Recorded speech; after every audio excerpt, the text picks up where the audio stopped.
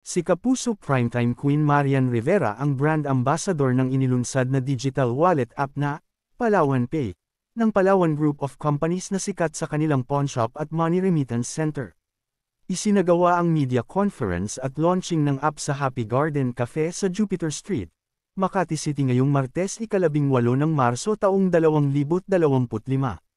Full support ang mga opisyal ng kumpanya sa isinagawang media launch event sa pangunguna nina Bobby Castro, Founder, Chairman, Angelite Castro, Deputy Chairman at Co-Founder, Lilian Castro Celda, Vice Chairman at Chief Financial Officer, Carlo Castro, President at Chief Executive Officer, Robert Ben Castro, Chief Operating Officer, Lisa Lu Castro Sabado, Chief Business Development Officer, at Corina Castro Fernando, Chief Human Resources Officer. Ayon kay Carlo, kaya si Marian ang napili nila ay dahil kinakatawan daw ng Kapuso Star ang pinaniniwalaan ng kanilang kumpanya.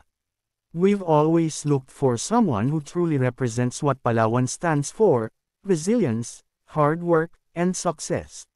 Marian's journey, the sacrifices she has made, and her dedication to her family and career mirror Palawan's own story.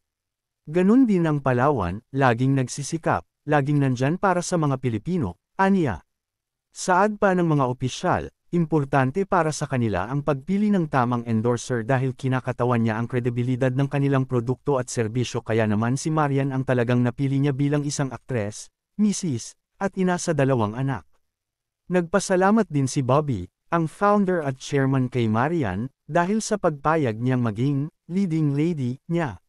Siyempre yung ginawa naming mag-asawa, yung aming pundasyon, yung values gaya ng pagmamahal sa kapwa, care, integrity, pagmamahal sa ating customers, nasabi nga ni Carlo, iyan ang hinahanap namin sa endorser. At siyempre, isa pa yung ating adaptability na sumunod sa kung ano ang nasa market ngayon. Kaya meron tayong Palawan Pay, bago nating produkto, aniya. Kaugnay nito, natanong naman si Marian pagdating sa tamang pag-manage ng finances, lalo na sa kanyang tip sa mga gaya niyang ina. Well, kaya nandyan si Palawan, yan yung sinasabi ko, nandyan na lahat yung pagbabayad mo ng bills, pagpapasweldo mo sa mga kasambahay mo, at yung mga kasambahay mo pwede mo pang turuan, na alam mo yun, hindi na sila lalabas pa, para yung pera na kinikita nila, agad nilang maipadala sa mga mahal nila sa buhay, saan mang panig ng mundo, aniya. Literal tong mundo kasi may abroad tayo, and then Pilipinas. So ako mahalagang mahalaga yan sa akin kasi sa bahay namin, nakatas talaga ako sa mga bills. Pero binibigay ng asawa ko yung pambayad, hirit pa ni Maria na ikinatawa ng media people na dumalo sa launching. Don't get me wrong, ako ang nakatas doon, pag-aasikaso ng bills. Yung kuryente namin, may nilad tubig namin, phone bills and everything, lahat yan nakatast sa akin. At syempre busy mom din ako. Sobrang hands-on ako sa mga anak ko, sa career ko, sa asawa ko, sa mga ina-endorso ko, so lahat yan hindi ko kayang gawin ng isang click lang.